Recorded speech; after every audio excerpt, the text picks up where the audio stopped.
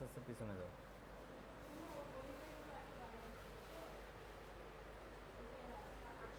এই যে বিড়ালটা দেখতে পাচ্ছেন, এ প্যারাসিটামল টক্সিসিটিতে আক্রান্ত। প্যারাসিটামল আমাদের মানুষের জীবনে খুব গুরুত্বপূর্ণ একটা ঔষধ, যেটা আমরা সব সময় ব্যবহার করে থাকি। বাসায় কিন্তু আমাদের বাচ্চাদের জন্য যেমন থাকে সিরাপ, এবং বড় মানুষদের জন্য একেবারেই ট্যাবলেট, বিভিন্ন ধরনের এক্সটেন্ট, এখন তো অনেক পাওয়ারই আসলে প্যারাসিটামল ব্যবহার করে থাকি।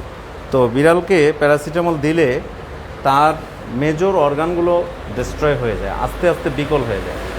তো এই বিড়ালের ক্ষেত্রে প্যারাসিটামলটা কিন্তু খুবই মারাত্মক একটা বিষ। আমি বলবো যে স্বাভাবিকভাবে আমাদের যেমন পেস্টিসাইড, হার্বিসাইড, যেগুলো আমরা মানুষ মারা যাওয়ার ক্ষেত্রে দায়ী, মানুষ যে হাসপাতালে যায় যে ওষুধ খাওয়ার পরে যে বিষক্রিয়ার ফলে বা বিষাক্ত কিছু খায়, ঠিক অ্যাজ ইট ইজ, মানে একেবারেই প্যারাসিটামলটাও সেম, যে এটা আপনি বিষ সরাসরি ওর মুখে উঠাই দেবেন।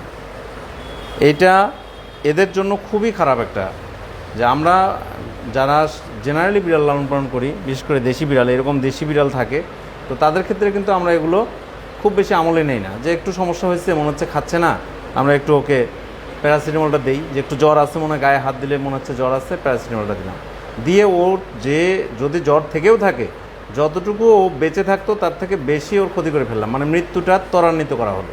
এই বিড়ালটার একেবারে সায়ানোসিস অবস্থা, এখন তার মিউকাস মেমব্রেনগুলো টোটালি ব্ল্যাকিশ কালার হয়ে গেছে। এবং একটা জিনিস খেয়াল করবেন যে প্যারাসিটামল টক্সিসিটিতে সবথেকে সবার আগে ফেল করে হচ্ছে লিভার ফেল করা মানে জন্ডিস। তো এ কিন্তু জন্ডিসের দিকেই যাচ্ছে। তো আমরা যারা বিড়াল লালন পালন করি, বিশেষ করে দেশি বিড়াল, তারা অবশ্যই সাবধান থাকবো। প্যারাসিটামল বাড়িতে যদি থাকেও, বাচ্চাদের জন্য যদি সিরাপও থাকে, বিড়াল থেকে যেন 100 হাত দূরে থাকে। বিড়াল যেন এটার কাছেও যেতে না পারে, বিড়াল যেন এটাকে কোনোভাবে অ্যাক্সেস নিতে না পারে এটার।